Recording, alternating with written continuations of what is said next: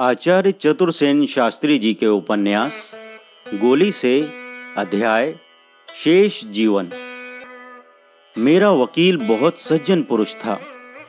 उसने मेरी संपत्ति की बहुत उत्तम व्यवस्था कर दी थी तथा मेरे बच्चों की भी अच्छी देखभाल की थी। मेरा पुत्र उन्हीं के साथ दिल्ली कोर्ट में प्रैक्टिस करने लगा था। अपनी प्रखर बुद्धि, कठोर श्रम और मिलनसारी से वह इसी अल्पकाल में अत्यंत लोकप्रिय हो गया था। उसकी प्रैक्टिस चमक उठी थी और कोर्ट में उसका नाम आदर से लिया जाने लगा था। केसरी सिंह एक प्रकार से मेरे लिए वरदान सिद्ध हुआ। उसने पिता की भांति मेरे बच्चों की रक्षा की। हम लोग भी उसे नौकर नहीं, अपने परिवार का एक सदस्य ही समझते थे। अब तो हमारे सामने कोई विघ्न बाधा नहीं थी। मैंने अपने सब हीरे जवाहरात बेच दिए और पृथ्वीराज रोड पर एक कोठी खरीद ली। कोठी बहुत शानदार है। उसे मैंने अपनी रुचि के अनुसार सजाया है। अब आसपास के सभी भद्रजन मुझे एक भद्र महिला के रूप में जानते हैं। यह कौन जानता है कि मैं जन्म जन्म की गोली, अधम स्त्री जाति की कलंक गोली चंपा हूँ। मेरा बंगला बहुत प्रसिद्ध हो गया है। वास्तव में मुझे फूलों से बहुत प्रेम है। दूर दूर देशों से विदेशी दुर्लभ फूलों के पौधे मैंने अपने यहाँ लगाए हैं। मेरे गुलाब लोगों को बहुत पसंद हैं। इन फूलों के कारण राजधानी के अनेक गणमान्य महापुरुषों से मेरा सौहार्द है। ये लोग मुझे चंपा कहते हैं।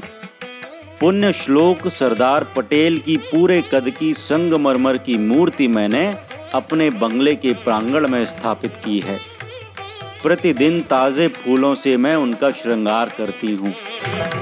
जैसे वे दिन बीत गए, उसी भांति ये दिन भी बीतते चले जा रहे हैं। मेरी लड़की ने MBBS पास कर लिया है और मैंने उसका विवाह उसी की पसंद के एक दक्षिणात्य कुल के ब्राह्मण से कर दिया है। यह तरुण, सुशील और मेधावी है। चरित्रवान है पर दरिद्र परिवार का है। वह मेरी लड़की के साथ ही चिकित्सा शास्त्र पढ़ता था। विवाह करके मैंने दोनों को अमेरिका भेज दिया था। वहां से वे दोनों उच्च शिक्षा प्राप्त कर लौट आए हैं और अब एक बड़े अस्पताल के संचालक हैं। दूसरी लड़की ने भी साहित्य रत्न और MA कर लिया है। उसका विवाह हाल ही में मैंने पदच्युत राजा से कर दिया है, जिसके एहसान के भार से मैं दबी हुई हूँ। ये दोनों मेरे साथ ही रहते हैं। मेरे पुत्र का विवाह भी एक बड़े अफसर की विदुषी पुत्री से हुआ है। वे कुछ दिन पूर्व तक मेरे पड़ोस में ही रहते थे। अब अपनी यह कोठी पुत्री और दामाद को देकर मसूरी की अपनी कोठी में चले गए हैं। मेरी छोटी लड़की दिल्ली विश्वविद्यालय में तथा छोटा पुत्र घर पर पढ़ रहा है।